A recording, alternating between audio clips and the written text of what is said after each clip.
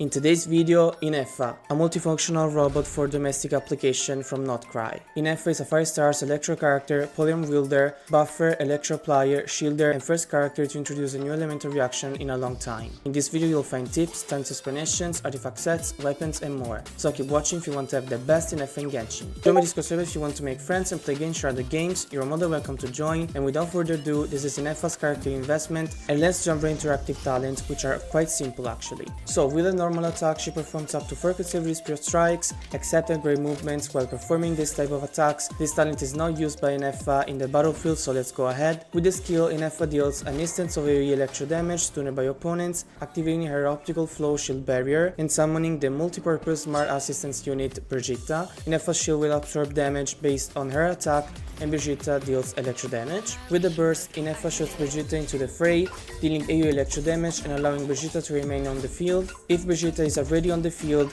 having been summoned by Ineffa, this skill will resummon Brigitta at the target's location and reset her duration, so the burst gives you a chance of relocating Brigitta in the battlefield if the enemy moves. So the level priority is skill, burst, and last normal attack.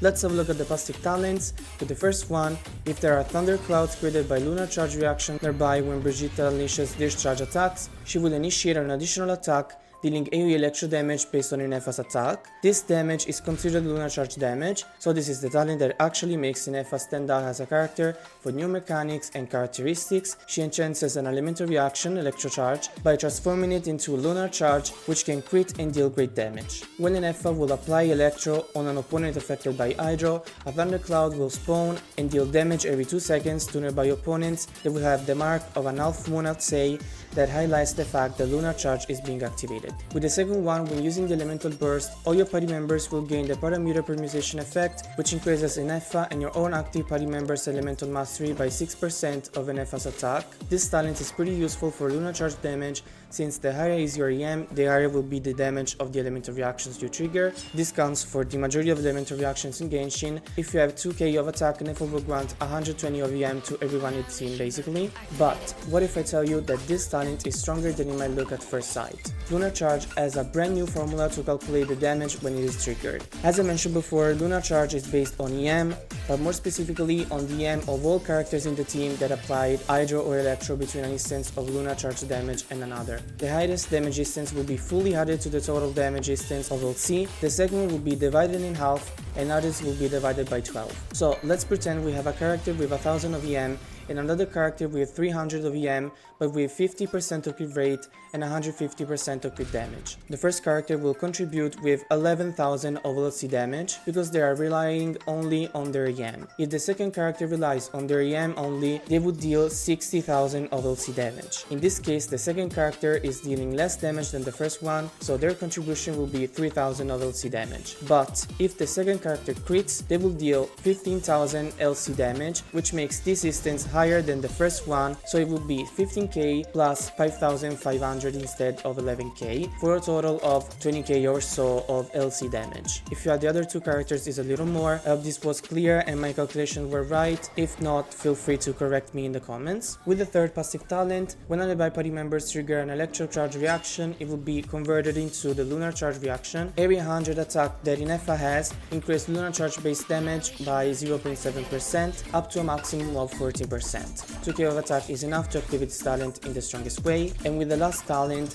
when Ineffa uses food, there is a 30% chance of gaining a seasoning ingredient. Additionally, in Notcry, it seems to be able to change Brigitta's appearance through certain means. In QUINN, we don't know what this means yet, so we'll see. So for the rotation, use Ineffa first, since after she uses her burst, she increases everyone's EM, and you don't need to worry on who triggers Lunar Charge, since everyone will have at least 120 of EM. After her, try to always apply Hydro so Lunar Charge starts to be triggered, and you can end the rotation with the last support and DPS. Now that we had a look at the entire kit, is Ineffa Queen or Queen? So her kit introduces a new elemental reaction which is pretty good in terms of damage. She not only activates this reaction but also enhances it, which is pretty useful and not granted in my opinion. She grants a great shield, and the thing I like the most of her is that every buff she can grant to the teams can be activated at the fullest, without investing a lot on her. 20k of attack can be easily reached even with 4-star weapons. For artifacts, she doesn't have crazy options for now,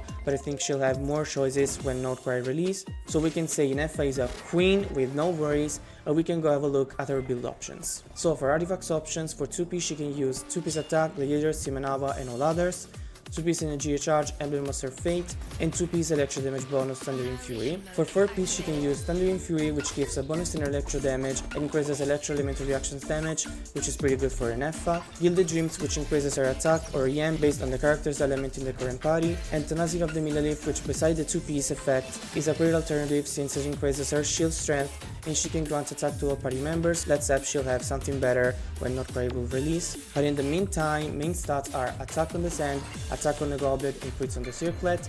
Sub-stats are crits, attack, EM and energy charge. Before we uncover weapons options, the majority of the viewers are not subscribed, so subscribe to the channel if you like this kind of content and make sure to activate the notifications to not miss out any future guides of your favorite characters. Let's have a look at weapons options now. She has a lot of alternatives, so let's see if you have one between them. First option is Fracture Halo, which gives a lot of attack and crit damage. The effect will increase Ineffa's attack after she uses her skill or burst, and after she creates a shield, only by party members will deal increased LC damage. Of course, pretty good option, but others are Calamity Queller, which gives a lot of attack and the effect further increases this buff when she is not on the field, and also she gains a little buff in elemental damage. Engulfing Lightning, which gives a lot of attack and energy charge. Keep the energy charge percentage lower if you have this weapon on her, since this weapon provides a lot of it. Primordial Jade, which gives attack and crit rate. The effect will increase her attack and general damage, which is quite good. Skyward Spine, which gives attack and energy charge. The effect grants her a little buff in crit rate, but the rest is not useful for her. Staff of the Scarlet Sands, which grants a lot of attack and crit rate. The effect grants her a buff in attack based on her EM,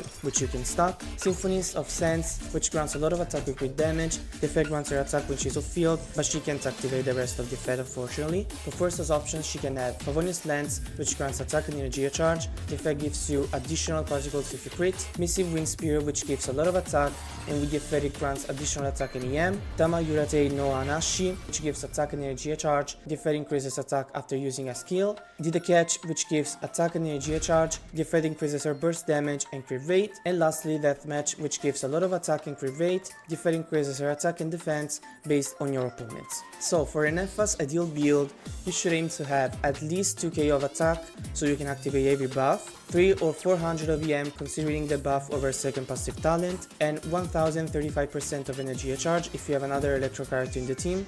Electro damage bonus is not needed in her case since she is more focused on LC damage. Now let's have a look at the constellation before team comps so we can understand if there are any constellations needed or we can play Ineffa as 0-11 great performances. With the first one, when Ineffa activates her shield, all nearby party members will gain the Carrier Flow composite effect for 20 seconds. This effect will increase lunar-charged damage by 2.5% for every 100 attack that Ineffa has, up to a maximum of 50%. The cap of attack is still 2k to activate this constellation, fortunately. So between her first constellation and signature weapon, I think that the weapon is better, since the buff for LC damage is a little lower than the one given by the first constellation, but the weapon helps you more with the build and the stats it grants to Ineffa. With the second one, after the elemental bursts its opponents, it will inflict a punishment addict status on one of those its opponents, and after a brief delay, nearby opponents will take AoE electro damage equal to 300% of Ineffa's attack. This damage is considered lunar-charged damage, and you can also activate it by hitting the opponent. The third increases the level of the skill by 3. With the fourth one, when your own party members trigger lunar-charged reactions, they recover 5 elemental energy.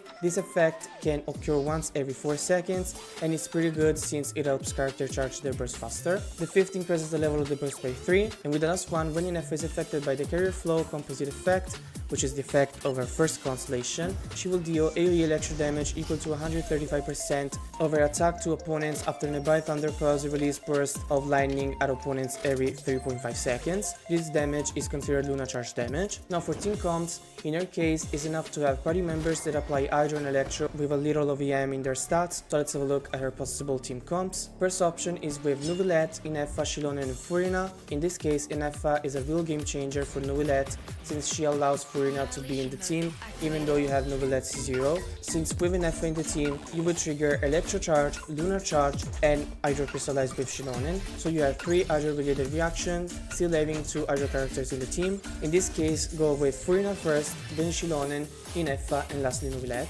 Second option is with QUHEEN, Ineffa, Kazuha, and Yellen. In this case, Yellen increases QUHEEN damage, and Kazuha decreases opponent's resistance, granting QUHEEN and Ineffa elemental damage bonus. In this case, you don't have a healer, so Ineffa's shield is really useful. Last option is with Ayato, Auroron, Cookie, and Ineffa. In this case, you have only one Hydro character, but it's not a problem since Ayato applies Hydro with his burst and normal attacks. You have Auroron granting a buff in Hydro and electro damage, so the entire team takes advantage from the buff, and Cookie heals and applies electro. As always, these were just examples. She can work in other teams and potentially even more after an Outcry release. She can also work with Pyro or Dendro DPS, but I think we'll have other characters that will have lunar reactions, so I think that we can keep Ineffa in this kind of teams for now and then see what will happen when Outcry will release and new Outcry characters will be released. And that's all you needed to know about Ineffa. I hope this video can be useful to you. Let me know in the comments your final thoughts for our cyber friend. I remind you to subscribe to the channel,